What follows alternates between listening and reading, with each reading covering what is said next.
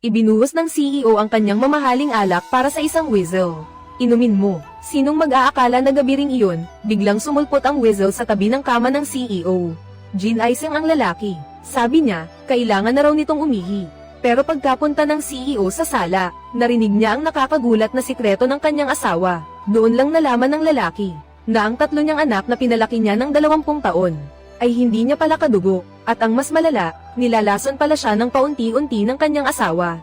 Para makuha ang kanyang yaman, galit na galit ang CEO. At nagdesisyong bawiin ang lahat ng ibinigay niya sa kanila. Kaya kinabukasan, nang pilitin siya ng anak na pirmahan ang paglilipat ng share sa kumpanya.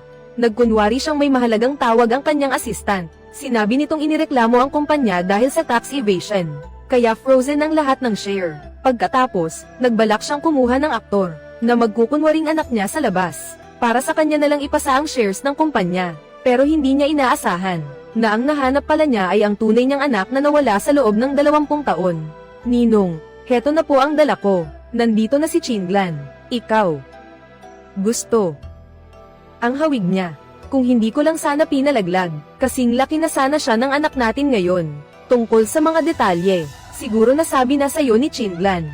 Magkunwari kang anak ko sa loob ng 1 buwan. Babayaran kita ng naaayon sa napagkasunduan. Pero dapat manatiling sikreto ito habang buhay. Walang ibang makakaalam, kahit ang pinakamalapit sa'yo. Sabi niya, huwag kayong mag-alala, propesyonal ako pagdating sa pag-arte. Pero gusto ko lang siguraduhin, kapag nagawa ko na, totoo ba ang usapan? Tama, basta't magagampanan mo ng maayos ang papel na ito. 50 milyong dolyar ang papasok sa account mo. 50 milyon. 50 milyon, napakaganda naman pala ng dalagang ito. Bakit naman napakaitim ng budi niya? Ang sabi niya sa akin, 5 milyon lang. Tapos nung ibinalik niya, naging 45 milyon agad. Sabi ko, palabasin mo muna siya. Pag-usapan natin ang mga detalye ng plano. Tito, kailangan niyo pong mag-ingat sa inyong inaanak. Bigyan niyo po ako ng 50 milyon. Ang sabi niya sa akin, 5 milyon lang. Sa isang ikot lang, kumita siya agad ng 45 milyon. Tito, napakaitim talaga ng budi niya. Hahaha. Mukhang mabuti naman ang puso mo, bata ka. Yung 50 milyon, biglaan ko lang naisip yun. Dahil kamukhang kamukha mo ako nung kabataan ko. Tulungan mo akong ipalabas ang palabas na to. Sakto ka rito. Pero simula ngayon, sa harap o likod ng tao, kailangan mong tawagin akong dad. Sa bawat maling tawag, bawas na 10 milyon. Kapag 3 beses kang nagkamali, hindi lang mawawala lahat ng pera mo, kundi magbabayad ka pa sa akin ng karagdagang 50 milyon. Huwag naman po, tito. Masyado naman yatang maitim ang budi nyo. Mas maitim pa sa inaanak nyo. 10 milyon agad ang bawas. Lu Jianghuo, nababaliw ka na ba? Sinasabi mong tong batang to, na hindi mo alam kung saan nanggaling, ay tunay mong anak. Wan Qing, malinaw na ang sinabi ko sa'yo kanina, di ba? Si Chen Chen ang matagal ko nang nawawalang anak. 20 taon ko siyang hinanap. Ngayon, sa wakas, nahanap ko na siya. Napakalaki ng utang na loob ko sa kanya sa mga nakalipas na taon. Ang hayop na yan, siguradong ipinahanap lang siya ni Lu Jianghuo para magpanggap na anak mo. Gusto lang niya makuha ang yaman natin. Hinding-hindi ko siya hahayaang magtagumpay, Dad. Kami ang tunay mong mga anak, dahil lang sa isang estrangherong yan.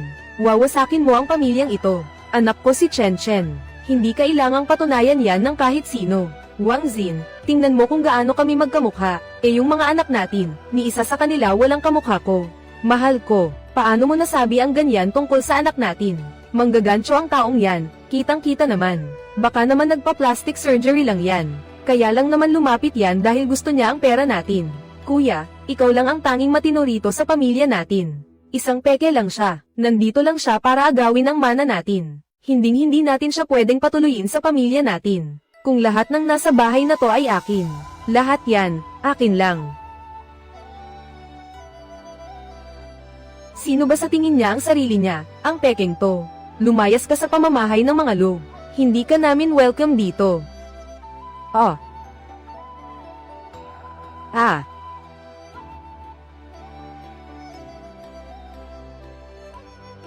Ang lakas ng loob mong saktan ng anak ko. Yung usapan natin dati, may bisa pa ba? Grabe naman, nabawasan agad ng 10 milyong piso yung pera ko. Basta tulungan mo lang akong turuan ng leksyon ang mga batang yan. 50,000 piso kada isang sampal. 100,000 piso naman kung sasampalin mo yung bruhang yun.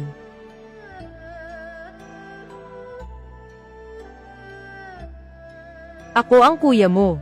Ano ulit ang sinabi mo sa akin? Hindi rin naman kita itinuturing na kuya. Hindi ka man lang karapat dapat na magsuot ng sapatos ko. Ang dumi ng bibig mo, puro ka basura. Anak ko ako. Ah.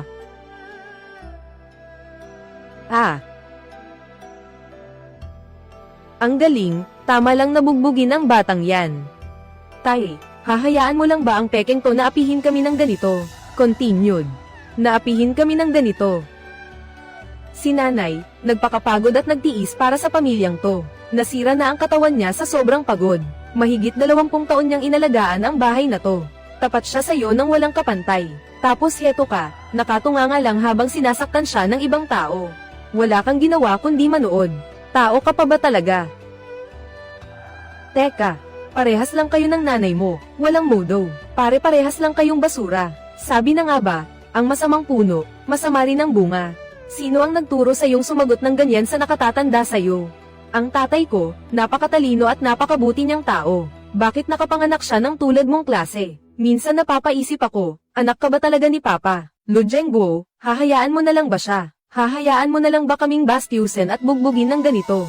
Yung batang pinalaki mo ng mahigit 20 taon. Mas bale wala pa ba kaysa sa isang peke? Chen, sobra ka na. Seryoso, di ba ikaw ang nagbigay sa akin ng pagkakataong kumita ng extra? Hindi ka ba naaawa habang pinapalo sila? Pa, hindi. Okay lang naman turuan ang mga kapatid, responsibilidad mo yan bilang kuya. Pero yung bugbugin sila ng ganito, paano kung masugatan ka? Tignan mo, namumula na masakit pa ba? Ang galing naman ng tito na to, grabe. Kung hindi ko lang alam na bayad lang ako para magpanggap, iisipin ko talagang tatay ko siya, pa. Huwag ka nang mag-alala, sa susunod, mga bodyguard na ang papapaluan ko. Yung mga kamay mo, dapat nakahanda yan para sa pagmana ng kumpanya ni Papa. Para sa pagpirma ng mga kontratang nagkakahalaga ng 10,000. Paano kung masaktan ka pa? Lu Zhengguo, anong balak mo? Pinaiyak nyo si Chen, kaya karapat dapat lang na mapalo kayo. Mapapalo talaga kayo, deserve nyo yan. Sige na, magpagamot ka na sa ospital.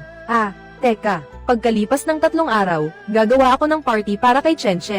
Ipopormal ko na siya bilang panganay na anak ng mga Lu. Gusto kong malaman ng lahat, na bumalik na ang tunay kong anak, si Lu Zhengguo. Lu Zhengguo, may napansin ba siya? Kaya ba siya kumuha ng peke, para magpanggap na anak niya? Para ilipat ang mana at ari-arian niya. Kung may sasabihin kayo, sabihin nyo na. Ma, ang pekeng to ay galing kay Lu Tianlan. Siguro dahil nangako si Papa na ibibigay sa atin ang mga shares. Kaya nagpapanik na siya at gustong humingi rin ng parte. Kaya naghanap siya ng taong magpapanggap na tunay na anak, ng Papa. Sa gulo kanina, ito, nakuha ko to sa buhok ng pekeng yun. Share. Hindi ba't magkakaroon ng party pagkalipas ng 3 araw? Sa party na yun, sisiguraduhin ko, ilantad natin ang pagkatao ng impostor na yan.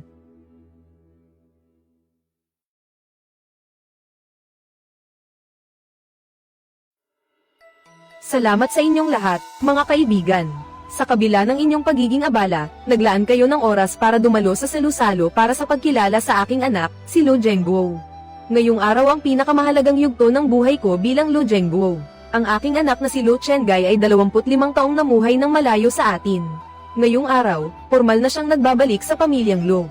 Para bumawi sa kanya, nagdesisyon akong ibigay ang 30% ng shares ng Lu Group sa aking anak. 30% ng shares ng Lu Group. Magkano kaya ang halaga niyan?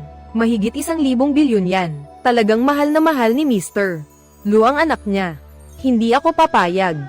Si Cheng Ye na yan, manluloko lang yan. Baka na lang yan ni Lu Qinglan para makuha ang pera mo. Naimbestigahan ko na ang lahat, huwag kang magpaloko sa kanya. Wang Qiang, tumigil ka nga. Masayang araw ito para sa pamilyang Lu. Pag-usapan natin ang mga yan pag-uwi natin. Hindi ako nagluloko. Zhengguo, niloloko ka lang ni Lu Qinglan. Kami lang ng mga anak mo ang hindi magtataksil sa'yo. Ngayon din, ipapakita ko sa'yo, kung gaano katraidor ang kinupkop mong anak-anakan, na parang ahas na tinalikuran ang nag-alaga sa kanya. Mga panauhin, may pruweba ako na masama ang balak ni Lu Qinglan, na gusto lang niyang makuha ang yaman ng pamilyang Lu. Ngayon din, sa harap ninyong lahat, ibubunyag ko ang katotohanan. At pati na rin ang impostor na si Su, ang nagpapanggap na tiyahin. Ngayon ang araw ng pagkilala sa akin bilang anak, hindi mo ako pwedeng suruan ng ganyan. Dahil lang sa nakatanggap ako ng parte sa yaman ng mga Lo. At ikaw pa talaga ang may ganang magbintang kay Ate Chinglan. Ako ang tunay na anak ni Papa. Karapatan ko lang na bigyan niya ako ng shares. Hindi ba sobra na ang ginagawa mo? Akala mo naman kung sino ka ng tunay na tagapagmana ng mga Lo. Ngayon, sisiguraduhin kong malalaman mo ang totoo. Ito ang resulta ng DNA test na kaka-rating lang. Kinuha ko ang buhok ng impostor na to, at ikinumpara sa buhok ni Papa. Sigurado ako, wala silang koneksyon bilang mag-ama. Bubuksan ko na ang resulta sa harap ninyong lahat. Ipakita natin sa lahat ang katotohanan. Sino tong malandi? Ako mismo ang magpapatunay. Pa, ano na ang gagawin natin? Kailan nila nakuha ang buhok mo? Hindi pwedeng malaman ng iba ang resulta ng test na to. Masasayang lang ang lahat ng paghihirap ko. Litong. Pag-usapan natin yan pag-uwi natin. Gusto nyo bang pagtawanan ng pamilya Lo? Hindi ako papayag. Ilalantad ko ang peking to sa harap ng lahat. Pagbabayaran nyo to, ikaw at si Luching. Yutong, tumigil ka na. Huwag mo namang ipahiya ang ninong mo sa ganitong pagkakataon. Kung wala kang tinatagong masama, bakit ka nagmamadali? Pinalaki ka ni Papa simula nung bata ka pa. Hindi ko akalaing nagpalaki lang pala kami ng isang walang utang na loob. Ngayon din, ibubuldar ko ang kasamaan mo. Patay na, lagot na tayo. Wala na yung mataas na sahod na trabaho. Talaga namang iba kapag kadugo. Oo nga malinaw na nakasulat dito. Biological father and son relationship, confirm. Baka naman hindi niya alam. Siguro alam niyang mahahati na naman ang yaman kaya ganyan. Nababaliw na ba siya? Paano nangyari to? Hindi maaari.